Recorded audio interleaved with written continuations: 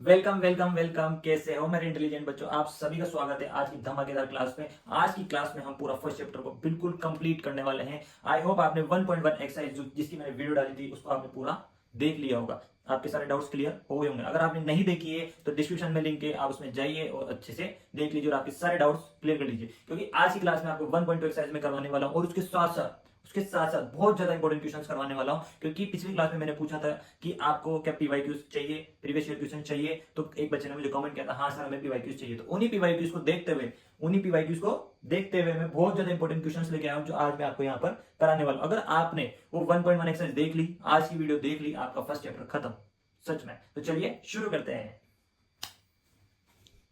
तो आज का चैप्टर हम बहुत ही प्यारी सी छोटी सी थ्योरम के साथ शुरू करने वाले हैं। ये थ्योरम अगर आपको समझ में आ गई, देखो दिखने में लिखने में तो बहुत सिंपल है, दिखने में थोड़ी हार्ड है, समझने में और हार्ड है, पर अगर आपने क्वेश्चन सर से समझ लिया तो इसका मतलब हो गया। ठीक है, let p a prime number. एक पी जो है वो एक प्राइम नंबर है।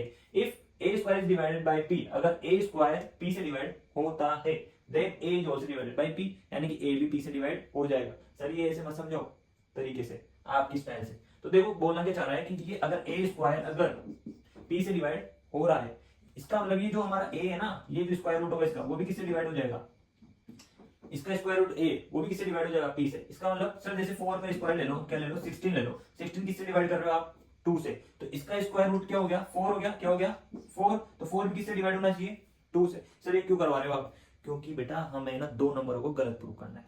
कितने नंबरों को, दो नंबरों को। सर कौन कौन से, नहीं बताऊंगा, पहले क्वेश्चंस करेंगे फिर बताऊंगा। पर मैं आपको एक चीज बता दूं, वो दो नंबर क्या होंगे ना, वो दोनों के दोनों क्या होंगे, वो को प्राइम होंगे। क्या होंगे बेटा? अब आप पूछ रहे हो को प्राइम क्या होता है, अच्छा। तो बेटा को प्राइम हो गया कि यानी कि यहाँ पे मैं ये दो नंबर लिखूंगा, ये दोनों के दोनों प्राइम होंगे। क्या होंगे, दोनों के दोनों प्राइम। अगर मैं दोनों के फैक्टर्स निकालूंगा तो इन दोनों के फैक्टर्स में सिर्फ एक ही कॉमन होगा, वो होगा 1। ठीक है, तो यानी कि ये भी प्राइम होगा, ये भी प्राइम होगा, तो दोनों मिलकर क्या हो जाएंगे, को प्राइम। पर हमें इनको क्या करना है, गलत प्रूव करना है। किसकी मदद से, इसकी मदद से। तो लग रहा है ना, लग रहा है ना, वीडियो स्किप करने वाले हो ना, मत करना। बहुत ही ज्यादा सिंपल बनाने वाला हूँ। क्वेश्चन स्टार्ट करते हैं और देखो आप मजा। ठीक है, चलिए शुरू करते हैं। बेटा इस चैप्टर में बहुत ही ज्यादा इंपॉर्टेंट क्वेश्चन है जो बहुत बार एग्जाम में भी आ चुका है, और मैं आपके पीवाईक्यूज में जो इंपॉर्टेंट क्वेश्चन जो बताने वाला हूं उसमें क्वेश्चन ये भी है। ठीक है, उस थ्योरम जो मैंने आपको पढ़ाई थी उस थ्योरम का भी क्वेश्चन में हम यूज करेंगे। तो क्वेश्चन क्या बोलता है, prove root two is irrational. हमें क्या प्रूव करना है कि रूट टू क्या है, एक इरेशनल नंबर है। तो भैया प्रूव करो, है ना। तो सर प्रूव करके बताओ, तो प्रूव कर लेंगे हम। ठीक है, तो हम बोलते हैं देखो आपको ना एग्जाम में कैसे लिखना है। देखो आपके क्वेश्चन तो वहां पर आपके पेपर में होंगे, तो आपको आंसर लिखोगे तो आप आंसर में ये भी बताओगे आपको क्या फाइंड करना है, ताकि क्या एग्जामिनर को बराबर क्वेश्चन पेपर नहीं देखना पड़े। तो to find root 2 is irrational. Okay, let's assume root 2 is rational. देखो हमें प्रूव करना है तो हम ऐसे इरेशनल से प्रूव नहीं कर पाएंगे ना, हमें रेशनल बनाना पड़ेगा, फिर रेशनल से प्रूव करके बताएंगे। Let's assume root 2 is rational. It means root 2 equals to p upon q, क्योंकि रेशनल नंबर कौन सी फॉर्म में होते हैं, पी अपॉन क्यू में। और हम ये जो पी अपॉन क्यू है ना, इनमें पी और क्यू को हम क्या मान रहे हैं, पी एंड क्यू आर को प्राइम। कौन से नंबर, को प्राइम, यानी कि बिल्कुल सिंपलेस्ट फॉर्म में। इनको अब आप आगे कोई से भी नंबर से नहीं काट सकते। ये दोनों के दोनों क्या हो गए, को प्राइम, यानी कि दोनों के दोनों क्या हो गए, प्राइम नंबर हो गए। यानी कि इनका जो भी फैक्टर होगा वो 1 के अलावा कोई फैक्टर नहीं होगा। ये हम अज्यूम करके चल रहे हैं, और यही हमें क्या करना है, रोंग प्रूफ करना है। अगर ये रोंग प्रूफ हो गया तो इसका मतलब ये रेशनल नहीं है, और ये रेशनल नहीं है तो ये क्या हो जाएगा, ये रेशनल हो जाएगा। तो चलो शुरू करते हैं। तो देखो इन दोनों क्या करेंगे, स्क्वायरिंग करेंगे, स्क्वायरिंग बोथ साइड। क्या करेंगे, स्क्वायरिंग बोथ साइड्स। जैसे कि रूट 2 का square equals to p upon q का होल स्क्वायर। रूट 2 का स्क्वायर क्या हो जाएगा, 2, एंड पी अपॉन क्यू का square, p square upon q square. हम क्यू स्क्वायर को इधर ले लेते हैं और पी स्क्वायर और ये 2 को हम नीचे ले लेते हैं, क्योंकि ये डिवाइड में तो ये इधर आ जाएगा और ये इधर है तो नीचे की तरफ आ जाएगा। ठीक है, तो इट मींस पी स्क्वायर किससे डिवाइड हो रहा है, 2 से। अकॉर्डिंग टू द थ्योरम क्या बोलती है theorem, if P square is divided bye a number, it means नहीं लिखते, then p is also divided by a number। हम इन नंबर को n मान लेते हैं। क्या मान लेते हैं, यहाँ पे नंबर को n मान लेते हैं। तो अब क्या होगा, हम इसको इरेज कर देते हैं, यहाँ पे लिख देते हैं, यहाँ थोड़ा छोटा सा p and q r को प्राइम। ओके, मैं यहाँ और सब इरेज कर देता हूँ ताकि मुझे जगह मिल जाएगी। ठीक है, अब क्या हो रहा है, if P square divided by A number n, अगर पी स्क्वायर किसी एक नंबर से डिवाइड हो रहा है तो मींस पी भी किससे डिवाइड हो जाएगा, उस नंबर से डिवाइड हो जाएगा। ठीक है, चलो सर करके बताओ। It means q square equal to p square upon 2। It means तो क्या होगा, पी अपॉन 2 भी हो जाएगा, यानी कि पी भी किससे डिवाइड हो जाएगा, 2 से। तो इससे अगर हम इसको डिवाइड करेंगे तो कुछ एक नंबर आंसर आएगा। ठीक है, कोई एक आंसर आना ही है। अगर p अपॉन 2 करेंगे तो कोई एक आंसर आना ही है। तो अब p की वैल्यू क्या होगी, अगर मैं 2 के इधर भेज दूं तो 2n हो गई। ठीक है, अब इस इक्वेशन में डाल दो। ठीक है, जैसे कि q square equal to p square upon 2 है, तो q square equal to p की वैल्यू क्या है, 2n का स्क्वायर कर दो अपॉन 2 कर दो। अभी तक समझ में आया नहीं आया, मैंने यहाँ n क्यों लिया, क्योंकि p स्क्वायर अगर 2 से डिवाइड हो रहा है, p भी किससे डिवाइड हो जाएगा, 2। और अगर मैं किसी एक नंबर को किसी से डिवाइड करूंगा तो कोई आंसर आना ही है, तो उसको हमने क्या ले लिया, n ले लिया। हम ये जो 2 है उसको उधर भेज दिया, तो हमारा क्या बन गया, p की वैल्यू क्या आ गई, 2n आ गई। ठीक है, अरे p की जगह पे हमने 2n डाल दिया, स्क्वायर स्क्वायर कर दिया, अपॉन 2 कर दिया। तो q square equals to 4n square upon 2, 2 से ही कैंसिल कर दिया 2, तो q square equals to 2n square. समझ में आ रहा है नहीं आ रहा, बहुत ज्यादा सिंपल है, बस इतना सही करना है। देखो अब ये जो 2 है इसको इधर ले लो, q square divide by 2 equals to n square. अब एक चीज देखो, आप ये p स्क्वायर भी 2 से डिवाइड हो रहा है, कि q स्क्वायर भी 2 से डिवाइड हो रहा है, जबकि हमने क्या बोला था, ये p और q दोनों क्या है, कोप्राइम, किसी से डिवाइड होना नहीं चाहिए। इनका फैक्टर क्या होना चाहिए, सिर्फ 1। इनका फैक्टर ये 2 भी आ गया, ये 2 भी आ गया और ये 2 भी आ गया। क्या ये सही बात है कि नहीं है, हाँ मतलब ये क्या हो रहा है, ये मतलब यहाँ तुमने एज्यूम कर लिया कोप्राइम, और यहाँ इनके अलग ही फैक्टर निकल रहे, हाँ अलग ही फैक्टर निकल रहे, ये तो होना ही नहीं चाहिए। तो so both p and q are not coprime, दोनों के दोनों क्या नहीं है, दोनों के दोनों कोप्राइम नहीं है। इट मीन्स, इसका क्या मतलब हुआ कि हमारा root two is irrational, it contradict CONTRADICT contradict our assumption.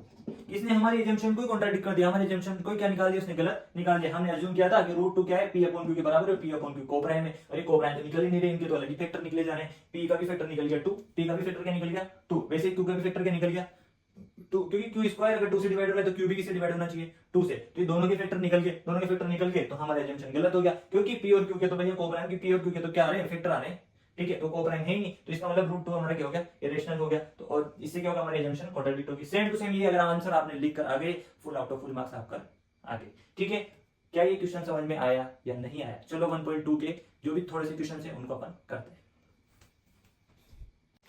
तो हमारे जो इस चैप्टर में दूसरे तरीके का जो क्वेश्चन है वो है प्रूव 3 + 2 √5 इज इरेशनल, जिसमें √5 हमें क्या बता रहे हैं, वो √5 क्या होता है, इरेशनल होता है। तो हमारा अब पहले क्या था कि √2 √3 √5 √7 सिंगल दे देते थे और बोलते थे इरेशनल प्रूव करके बताओ। अब यहाँ पर क्या दे दिए, पूरी पूरी एक साथ दे दिए 3 + 2 √5, इसको इरेशनल प्रूव करके बताओ। बच्चा डर जाता है, और यार हमने तो √2 √3 √5 पढ़ा था, ये तो एक साथ ऐसे कैसे आ गया। बहुत सिंपल है, देखो कैसे करना है। देखो पहले तो आप एग्जामिनर को बता दो कि आप क्या फाइंड करना चाहते हो। To find 3 + 2 √5 is irrational. Let's assume 3 + 2 √5 is rational. ठीक है, it means 3 + 2 √5 किसके इक्वल है बेटा, किसके इक्वल है, p अपॉन q के। इसमें p एंड q क्या है, दोनों क्या है, बहुत बढ़िया, दोनों क्या है, कोप्राइम है। ठीक है, तो अब हम क्या करेंगे, 3 + 2 √5 equals to p upon q है, तो इसको इधर भेज दो। तो 2 √5 equals to p upon q minus का 3, इन दोनों का एलसीएम ले लेंगे। 2 √5 इक्वल्स टू p माइनस, देखो यहाँ q हमने दोनों तरफ के लिए q ले लिया, यहाँ q नहीं है तो q से मल्टीप्लाई, तो ये भी q से हो जाएगा 3। ठीक है, एलसीएम ले लिया। अब ये जो है मल्टीप्लाई में इधर आके डिवाइड में जाएगा, तो √5 equals to p minus 3q upon 2q। अब आपको एक चीज मैं पहले बता देता हूँ, देखो रेशनल मल्टीप्लाई रेशनल कर दे तो क्या आता है, रेशनल ही आता है। बट अगर मैं रेशनल मल्टीप्लाई इरेशनल कर दूंगा तो हमारा आंसर किस में रहेगा, वो हमेशा इरेशनल में रहेगा। तो रेशनल को इरेशनल के साथ प्लस करो, माइनस करो, मल्टीप्लाई करो, डिवाइड करो, फिर आंसर क्या आ जाएगा, इरेशनल आ जाएगा। ठीक है, तो यहाँ पर क्या हो रहा है, हमें पहले बता दें कि √5 क्या है, इरेशनल है, तो ये तो हमारा पूरा पूरा क्या हो गया, इरेशनल। अब ये रेशनल है, ये भी रेशनल है, ये भी रेशनल है, 2 भी रेशनल है, q भी रेशनल है। देखो जिन भी डिजिट में रूट नहीं लग रहा है, डेसिमल नहीं है, वो सब क्या है, रेशनल है। तो अब देखो इधर भी रेशनल हो गया, इधर रेशनल हो गया, तो इट मींस देखो क्या है, इट मींस √5 इज इरेशनल। √5 क्या है, irrational, and irrational is not equal to rational. Irrational कभी भी रेशनल के इक्वल नहीं हो सकता। तो it contradict our assumption that p upon q जो है मतलब 3 plus 2 root 5 p upon q के इक्वल है, वो हो ही नहीं सकता है। क्यों? क्योंकि हमारा रूट 5 तो रेशनल आ रहा है और ये सारा पूरा मिला के क्या हो गया, ये तो रेशनल हो गया। रेशनल और इरेशनल इक्वल कभी हो ही नहीं सकते, तो ये पूरी की पूरी इक्वेशन ही क्या बन गई, पूरी की पूरी इक्वेशन ही क्या बन गई, इरेशनल बन गई। तो इससे हमारा प्रूव हुआ नहीं हुआ कि 3 प्लस 2 रूट 5 वो क्या होता है, इरेशनल होता है। आपने अपनी बुक साथ में तो लेकर रखी हुई है ना, अपने नोट सारे साथ में तो लेकर रखे हुए हैं ना। ये मैंने ये जो क्वेश्चन था 1.2 का, उसका सेकंड क्वेश्चन कराया है, रूट 5 जो था वो मैंने आपको करवा दिया रूट 2 की फॉर्म में, ठीक है। क्या आपको ये क्वेश्चन समझ में आएगा? इस तरह के सिंपल क्वेश्चन आएंगे, यहाँ प्लस की जगह माइनस हो जाएगा, ये डिजिट चेंज हो जाएगी, बट ये जो रूट में होंगे ना, रूट 2 रूट 3 रूट 5 रूट 7 यही आएंगे। आपके क्वेश्चन में या तो बता देगा कि रूट 5 क्या है, रेशनल है। अगर वो नहीं बता रहा है तो फिर यहाँ पर आपको क्या करना पड़ेगा, इस इक्वेशन के बाद आपको रूट 5 को रेशनल प्रूव करना पड़ेगा, जो कि 2 पेज का आंसर हो जाएगा, यानी कि वो 5 या 6 नंबर में आपके क्वेश्चन आने वाला। क्या ये क्वेश्चन समझ में आ गया आपको? ये क्वेश्चन समझ में आ गया तो हमारा ये चैप्टर में यहीं पे क्लोज करता हूँ। बट सर आपने तो बोला था आप इंपॉर्टेंट क्वेश्चंस करोगे। हाँ, तो ये इंपॉर्टेंट, ये चैप्टर आप क्लोज नहीं होने दोगे इसका मतलब, ठीक है। तो मैं पहले आपको बता दूं, रूट 2 रूट 3 रूट 5 रूट 7 ये सारे पीवाईक्यूज में प्रीवियस ईयर क्वेश्चंस में आ चुके हैं, तो बहुत ज्यादा इंपॉर्टेंट है। इस तरह के क्वेश्चन बहुत ज्यादा इंपॉर्टेंट है। अब जो मैंने आपको नहीं करवाए वो क्वेश्चंस मैं आपको बता देता हूं। बाकी जो मैं आपको क्वेश्चंस करवा चुका हूं, जो इस वीडियो में और इससे पुरानी वाली वीडियो में, यानी कि जो भी पुरानी नहीं है वो भी नई नई बनाई है, तो उस वीडियो में आप देख लेना। मैं यहाँ पर सबसे पहले बता दूंगा कौन कौन से क्वेश्चन मैं करवा चुका हूँ, क्वेश्चन आपको करने हैं। बाकी जो क्वेश्चन मैंने नहीं कराया वो आपको मैं करवाने वाला हूँ।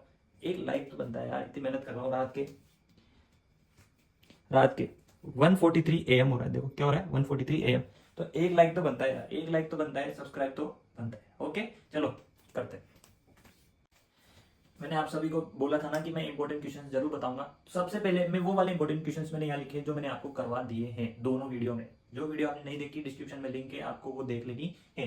देखो ये वाले क्वेश्चंस में आपको फर्स्ट वीडियो है उसमें मैं करवा चुका हूँ, ये मैंने देखा है, बहुत ज्यादा इंपॉर्टेंट है, बहुत ज्यादा सिंपल है। क्वेश्चन बोलता है कि चेक विद 6 की पावर n, क्या कभी भी उसका आंसर डिजिट 0 से हो पाएगा? डिजिट 0 से कब आंसर एंड होता है? जब क्या हो फैक्टर में 2 × 5 हो। 6 के फैक्टर तो क्या होते हैं 2 × 3 होते हैं। क्या होते हैं 2 × 3, तो कभी भी 2 × 5 आएगा ही नहीं। तो यानी कि ये कभी भी 6 की पावर n कभी भी डिजिट 0 से एंड नहीं होगा। ये वाला मैंने आपको समझाया था, आपको याद आ गया होगा।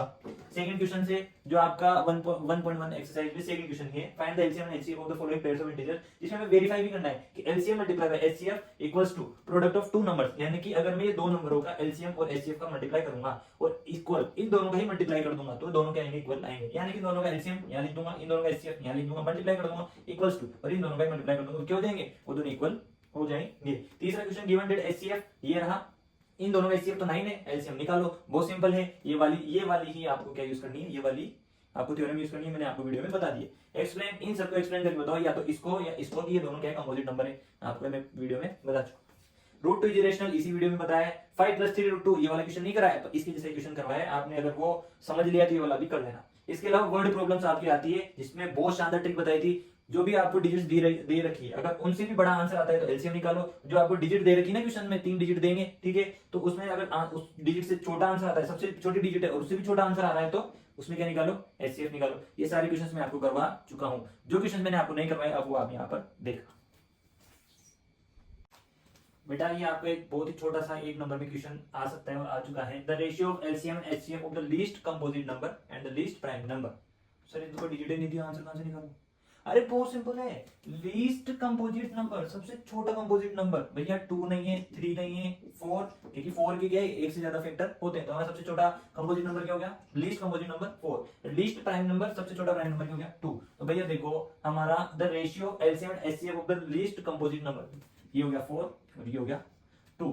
अब इन दोनों का अगर आप एलसीएम और एचसीएफ निकालोगे, निकाल लो भैया, ये 4 का 2 2 2 4 2 1 2, ये आएगा इसका, तो ये आ गया 4 का, आ गया 2 का, 2 × 2 = 2 का स्क्वायर, और 2 का क्या आएगा 2 का, तो 2 1 जा 2। तो एचसीएफ इक्वल्स टू क्या है, ये कॉमन 2। एलसीएम पावर किसकी बड़ी है, इस वाले 2 की पावर बड़ी इसकी, तो इसकी बड़ी हुई है 2 का स्क्वायर यानी कि 4। एचसीएम एलसीएम का रेशियो निकालना है, यानी कि एलसीएम रेशियो एचसीएफ, एलसीएम क्या है 4, एचसीएफ क्या है 2, दोनों का रेशियो क्या है भैया 1। इसको काट दे 2 से, इसको काट दे 1 से। क्या आपको ये आंसर समझ में आया, नहीं आया? बहुत छोटा सा क्वेश्चन था, बहुत ही छोटा सा आंसर है, 1 नंबर में जरूर आ सकता है। बेटा देखो इस तरह के क्वेश्चंस आ सकते हैं। क्वेश्चन नंबर 9 है, देखो इसमें वापस से डिजिट नहीं दे रखी, पर हमें ये दे रखा है। देखो 2 positive integers a and b can be return, हम उनको ऐसा लिख सकते हैं, ठीक है। a को हम कैसे लिख सकते हैं, ऐसा, b को हम कैसे लिख सकते हैं। अरे इन्होंने तो डायरेक्ट इनके फैक्टर्स बता दिए। अगर देखा जाए तो a के फैक्टर्स क्या हो गए, x × x × y × y। Same to same लिख दिया, एक्स की पावर 3 वाई की पावर 2, बी का क्या लिखा, x multiply y multiply y multiply y. क्या बोल रहे हैं, एक्स और x y are prime numbers, इनके एलसीएम क्या होंगे, अरे बता ही दिया। देखो एक्स की पावर क्यूब वाई की पावर स्क्वायर, यहाँ पे एक्स की पावर 1 और वाई की पावर क्यूब। भैया सारे प्राइम नंबर्स तो लिखे नहीं है, ये भी प्राइम है, ये भी प्राइम है, ये भी प्राइम है, ये भी प्राइम है ना, क्योंकि फैक्टर्स तो ये सारे प्राइम नंबर ही आएंगे ना, प्राइम फैक्टराइजेशन से तो सारे नंबर प्राइम ही आएंगे, तो ये प्राइम है। अब एलसीएम में मैंने क्या बोला था, जिसकी पावर सबसे बड़ी हो, एक्स लिखना है या वाई लिखना है, एक्स की पावर सबसे बड़ी है 3, वाई की पावर सबसे बड़ी है 3।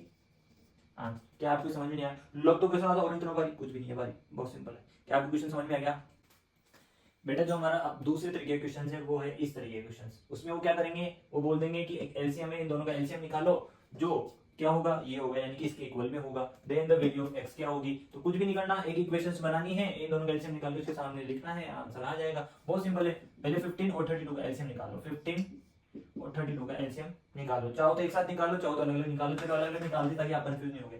3 5 जा 15, 5 1 जा 5, 32 का 2 16 2 8 2 4 2 2 जा 1 2 1 जा 2 1 2 3 4 5, 15 equals to 3 multiply 5, 32 equals to 2 की पावर 5, डायरेक्टली टू।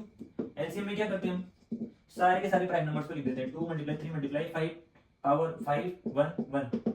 इसका आंसर क्या होगा, चलो निकाल के बता दो, तो मैं पानी पी लेता हूं।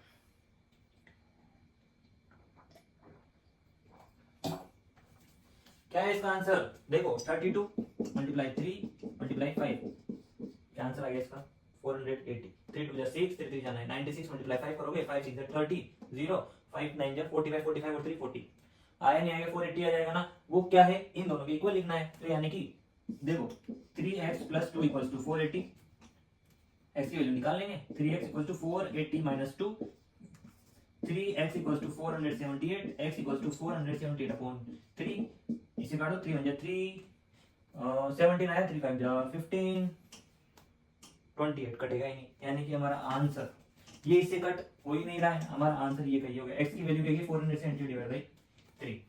मतलब ये तो मैंने करके दिखाई, मैंने मेरी तरफ से बनाया था, डिजिट चेंज करी थी, पर क्वेश्चन ऐसे के ऐसे ही आएंगे। यहाँ प्लस की जगह माइनस हो सकता है, डिजिट चेंज हो सकती है, इनकी डिजिट चेंज हो सकती है, एलसीएम की जगह एचसीएफ आ सकता है, बाकी क्वेश्चन इस तरीके का आ सकता है।